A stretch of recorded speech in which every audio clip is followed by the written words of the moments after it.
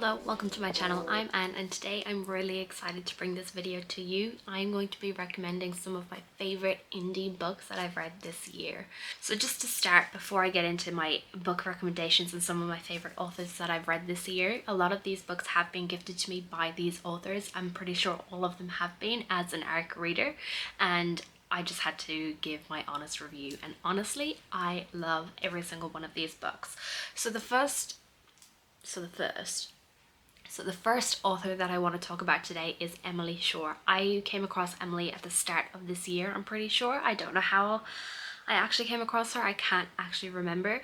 But Emily is an absolutely amazing fantasy romance smutty book author. I absolutely adore her. She is a great friend of mine now, and I'm so glad that we actually met. Emily actually provided me with quite a few of her unedited, sort of proofread, unformatted novels at the start of the year. They were Courting Death and Destruction and Tempting Death and Destruction, and these two, Courting Death and Destruction, has been now released and I absolutely adore it.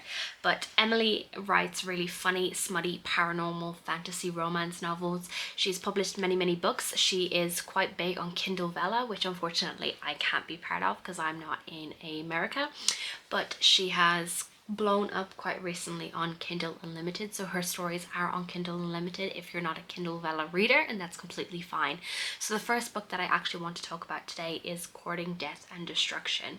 So this is about a young girl who has to marry the Prince of Death to try and win over his heart, to make sure that he stops killing her people and stops creating these blood farms where all these people have to go. I absolutely fell in love with this story. It is so magical and wonderful and slow burn romance, and it is just amazing. So the Prince of Death is actually a dragon, which I thought was really cool. He's like a vampire dragon, and I really enjoyed it. There's a lot of characters within this story that are just hilarious. They like bring so much light and banter and fun to this story, and I absolutely adored it, and I definitely think that you should check it out.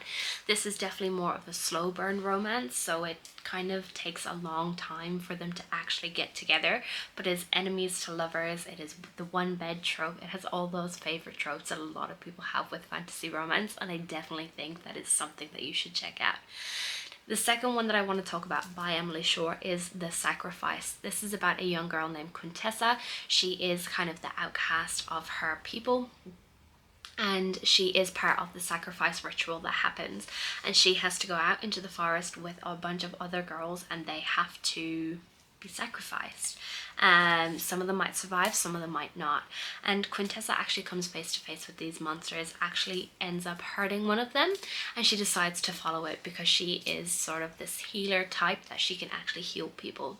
So she follows them through the veil, and it ends up that she is now kind of stuck there, and the four monsters that she comes across, I absolutely love them. So we've got a dragon, we have a fae, we have a fallen angel, and we have a vampire, and this is a reverse harem sort of story. So we see her start to grow these relationships with these guys. The first book, The Sacrifice, is all about her and Drago and their relationship, and it is spicy as hell. So Drago is more the alpha dominant type, and it is amazing. So all four of these monsters are quite different types of dominance, and they kind of start to want to dominate Quintessa, and it is chef's kiss. I absolutely adore it. So yeah, the second book, The Surrender, is also available now. It is also on Kindle Unlimited, and this is following Quintessa and the fallen angel, so their sort of romance and their growing. And one other thing that I should mention is that we actually do get to see the male on male romances, because they are stuck in this veil type scenario that they actually don't, they find ways to pleasure themselves when they don't have a female. So they actually have kind of their own couplings within this four monster boys, and I absolutely love it. Emily, if you're watching this, I absolutely love you, and I adore all of your books, and I cannot wait for the third book. I am so excited, so please hurry up and release it. Next author that I want to talk about is taking a hard left from smutty fantasy romance, and this is a dark adult fantasy by Marc R Micciola. He is amazing. So I met Mark on Twitter quite a few years ago when he was advertising his Age of Saga series, and he was looking for readers, and I was very happily wanted to help him with his journey. So the first book is Ascension, and then we have Vengeance. The third book, Equilibrium, isn't out yet, but he is in the middle of writing it, so I'm really excited for that one. But this is a series about a country that has been in a state of peace for many years, and then this cult type of group decide that they are going to wreak havoc on the community and on the kingdom. So we are following this multiple POV sort of story where we are following the cult and them doing what they're doing, and then we're also following the people who are trying to stop the cult from wreaking havoc and destroying these kingdoms and doing what they are doing. So we meet a lot of amazing characters in this. This is quite dark and it is quite gruesome, but it is a really good dark fantasy story following a lot of politics.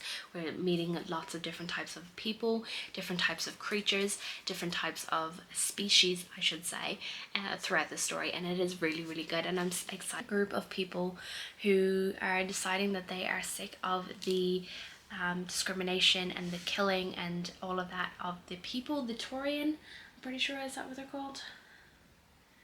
I'm probably pronouncing that wrong. The Taurian, something like that, but they are these people who came to Earth many generations ago, and to protect themselves from what was happening in their world, and they are getting now killed, discriminated against, and we are watching the rebellion form and trying to stop all of these people being killed, being discriminated against, being put into slavery. And it is absolutely stunning. Mark broke my heart with this book, like really. And just like Ascension, this is a multi-POV story, so we are following the people in the rebellion, so Waylon, Rosalie, and all of Olwyn, and all of those people who are some of my favorite characters. And then we're also following the Dove and the general, what's his name? The bad guy, General Robespierre, I think that's his name, and he is trying to get rid of the Taurian.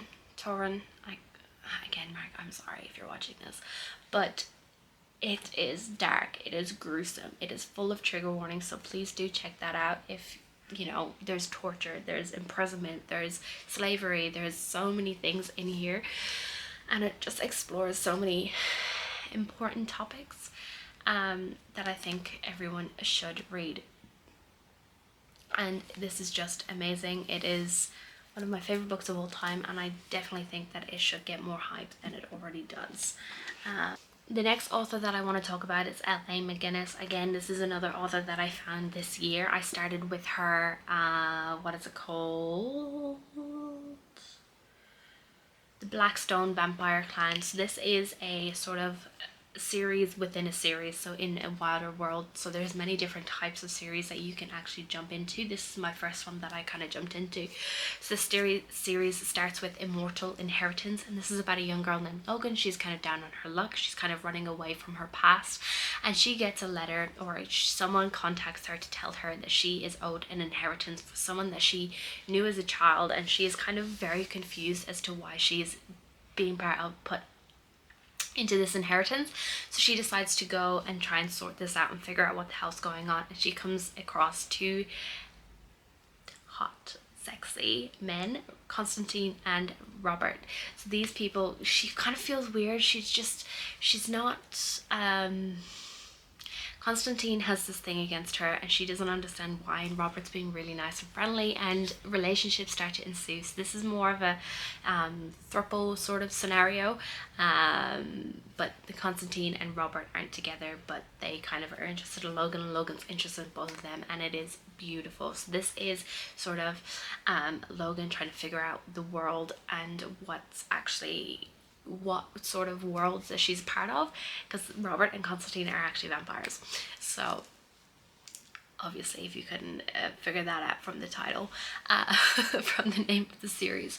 But this is such a good series. It's full of love and relationships and friendship, and there's high stakes because there's so much going on, and trying to figure out why Logan was made the inheritor of this place, and kind of figuring out, you know, she's in trouble, so the guys have to protect her, and then the relationship and the smutty scenes start to ensue, and it is amazing. I've finished this whole series and I absolutely adored it, and I definitely think L.A McGinnis needs more recognition and more people to actually talk about her. Then I read one of her newest releases, new series. This is called Savage is My Kingdom.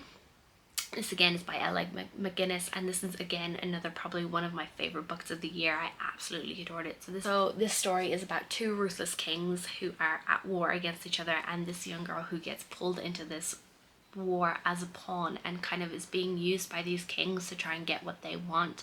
And she then comes into contact with 4 broken warriors who are there to protect her and try and keep this world from being destroyed by these 2 kings. And this is a reverse harem, sort of smutty, dark, gothic romance, and I absolutely adored it. So in this one, Savage is My Kingdom, you don't actually see the relationship between all 4 of these warriors and our main character. We kind of see her form a relationship with one of them and start to actually build a relationship with everyone else, more of a friendship and kind of getting to know them, because when we first meet them, they are very against her. They don't like her, they don't want to be around her, but they're doing it for the sake of saving the world. So this is dark. There is a lot of trigger warnings in this, such as SA, attempted SA, there's torture, there is murder, there is lots of blood, lots of guts, and I really liked it, and I'm so excited because I have got the second book on my Kindle. I got an early ARC and I'm so happy. I'm pretty sure it has released by now.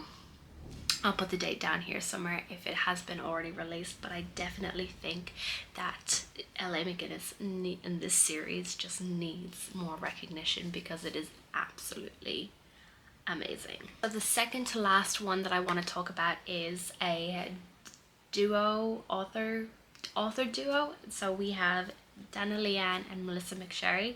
They recently just released their first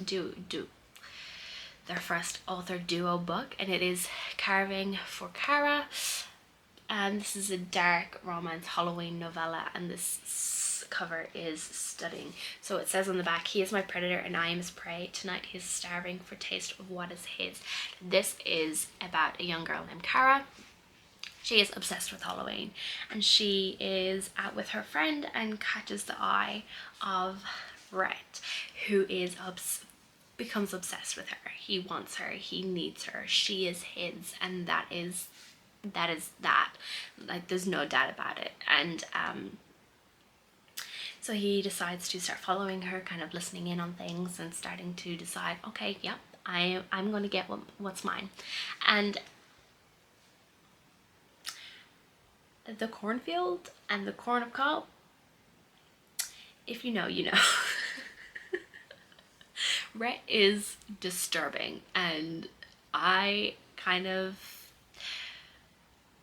question my own sanity for actually enjoying this book, but it was so fun, it was so smutty, it was so good, and there is quite a few trigger warnings, so please be aware of that going in. So I will read a couple of them. Okay, so we have violence, gore, explicit language, knife play, consensual, non-consensual sex, SA, restriction, stalking, mutilation, death of a side character, praise, mention of addiction, marijuana use, gagging, excessive force, choking, and explicit sex scenes. This is just a smutty novel, and I don't really want to talk too much about it because it's so short and I don't want to ruin it, but this is the special edition with the black sprayed edges, and I absolutely love it. It cost me a fortune because of shipping, but that's okay. I really wanted this one. So yeah, it's just, it's a dark romance, and if you read dark romance, you kind of know what you're getting into, but he is obsessed. She doesn't really know who he is. She kind of gets a little bit of attraction to him when she first sees him, but that's that. It's gone out of her mind after that. And yeah, it is good. It is good. That's all I'm going to say about that one. And then the last one that I want to talk about is Charlotte Mallory. So she wrote Charlotte Mallory. So I found this book while I was scrolling through Book Sirens, just looking for something else to read, and I got the arc for this. So this is The Secrets of Jane, and it caught my eye, and I just really wanted to check it out because this cover is absolutely stunning. So we're following Jane, whose village goes up in flames at the start of this story, and we find out that she is wanted. So we have this guy who actually comes and takes her because the important people of this world want her for some strange reason, and he doesn't know why, but he wants to figure it out because he doesn't trust the people that he works for. So he decides that he's going to take her, and he's going to find out all the secrets that she has. And it's enemies to lovers, it's slow burn, it's smutty, the banter is amazing. Like, it had me cackling the whole time, and I absolutely adored this book. It was so fun, and I'm so excited for the next one that comes out next year. But it's dark, it is broody. We've got two broody characters, and like, she's basically his captor, and she's trying to escape, and then he has to chase after her and bring her back, and it's just so fun, along with it, like the dark kind of backdrop of this world, because it is quite dark, quite vicious, quite the places that they're going to are full of just criminals and people who are, it's just a world of violence, and it's just so fun.